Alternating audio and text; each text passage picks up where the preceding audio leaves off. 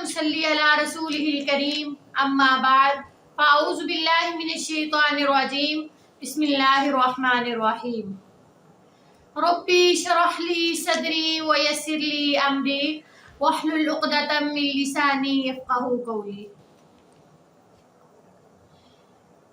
वक़ाल रब्बुकुम उदऊनी अस्तजिब लकुम इन्नल्लज़ीना यस्तकबिरूना अन इबादती सयदखुलून जहन्नम दाखिलीन। और तुम्हारे परवरदिगार ने कहा, मुझसे मांगो, मैं तुम्हारी दुआ को कबूल करूंगा। यकीनन वो लोग जो मेरी इबादत में तकब्बुर करते हैं वो ज़लील होकर जहन्नम में दाखिल होंगे। दुआ एक इबादत है। जो बंदा अल्लाह ताला से नहीं मांगता तो अल्लाह ताला उस बंदे से ना मांगने की वजह से नाराज हो जाते हैं। ये बंदे इंसान के मामले से जो मुख्तलिफ मामला है, यानी अगर हम किसी इंसान से किसी बंदे से मांग लेते हैं तो वो नाराज हो जाता है, मांगने की वजह से नाराज हो जाता है। लेकिन हमारा जो रब है, हमारा जो मालिक है, उससे अगर हम ना मांगेंगे तो वो फिर हमसे नाराज होता है। दुआ मांगने के कुछ तरीके, कुछ आदाब होते हैं। यानी दुआ जब हम मांगते हैं तो सबसे पहले हमें अल्लाह ताला की तारीफ बयान करनी चाहिए। अल्लाह ताला की तारीफ हम कैसे बयान करेंगे? सबसे पहले दुआ मांगने से पहले सूरत इखलास और आयतल कुर्सी हम पढ़ें। यानी सूरत इखलास और आयतल कुर्सी अल्लाह ताला की तारीफ के लिहाज से बहुत अच्छे हैं। इसमें बहुत अच्छी अल्लाह ताला की तारीफ बयान की जाती है। फिर उसके बाद हम दुरूद इब्राहिमी पढ़ेंगे, यानी दुरूद पढ़ेंगे। फिर अल्लाह ताला से हम सवाल करेंगे, जो हमने अल्लाह ताला से सवाल करना होगा वो हम सवाल करेंगे। बाज़ लोग कुछ भी नहीं पढ़ते, वैसे ही दुआ करते हैं, तो ये जो दुआ है वो मुअल्लक रहती है। रसूलुल्लाह सल्लल्लाहु अलैहि वसल्लम के हदीस के मुताबिक वो अल्लाह ताला के पास पहुंचती नहीं है। दुआ के अदाब में ज़बरदस्त जो अदब है वो ये है कि जब हम दुआ करें तो अल्लाह ताला की तारीफ करें, फिर आप सल्लल्लाहु अलैहि वसल्लम पर दरूद भेजें, फिर दुआएं पढ़ें।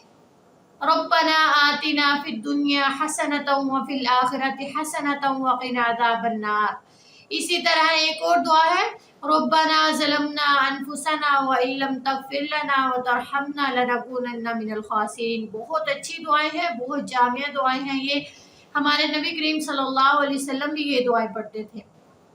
और इसी तरह दुआ के अदाब में से ये भी है कि जब हम दुआ करें तो हाथों को अपने उठाकर दुआ करें।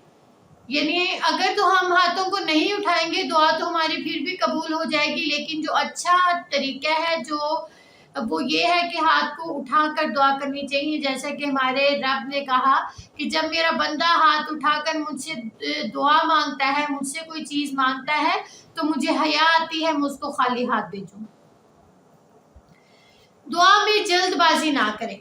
यानी जल्दबाजी से मुराद ये है कि 3 दफ़ा दुआ कर ली, 4 दफ़ा कर ली, 6 दफ़ा कर ली, 20 दफ़ा कर ली, उसके बाद यानी बंदा जल्दबाजी में आ जाता है कि मेरी तो दुआ कबूल नहीं होती, बस मैंने अब दुआ नहीं करनी। ये गलत तरीका है।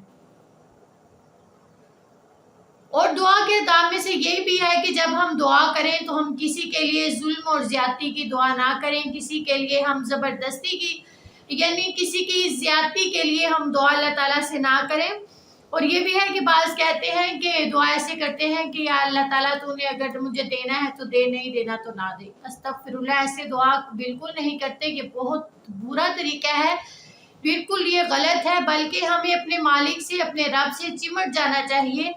वो हमारा राज़िक है, वो हमें रिज़्क देने वाला है। वो कैसे हम अपने बंदे को खाली हाथ भेज सकता है? जब हम उनसे अल्लाह ताला की तारीफ बयान करेंगे। देखें, अगर हमने किसी से कोई चीज़ लेनी होती है आम हालात में भी, तो हम उसकी बहुत ज़्यादा तारीफ़ें करते हैं। हम कहते हैं कि तुम इतनी अच्छी हो, तुमने ये किया था, यानी हम ऐसे बहुत सारी उसकी तारीफ़ें कर जाते हैं कि आपने ऐसे किया।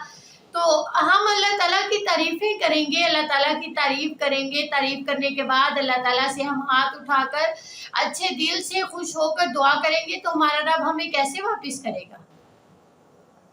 तो ये तो बहुत बुरी बात हुई कि या अल्लाह तूने देना है तो दे, नहीं देना तो ना दे। बल्कि अल्लाह ताला से चिमट जाना चाहिए कि या अल्लाह तू मेरा रब है, तेरे से ही हमने मांगना है, तू हमें दे। اللہ تعالیٰ سے یہی دعا کرتی ہوں کہ یا اللہ تعالیٰ ہم جتنی بھی آپ سے دعائیں مانگتے ہیں اللہ تعالیٰ ہماری دعاؤں کو قبول فرمائے، آمین۔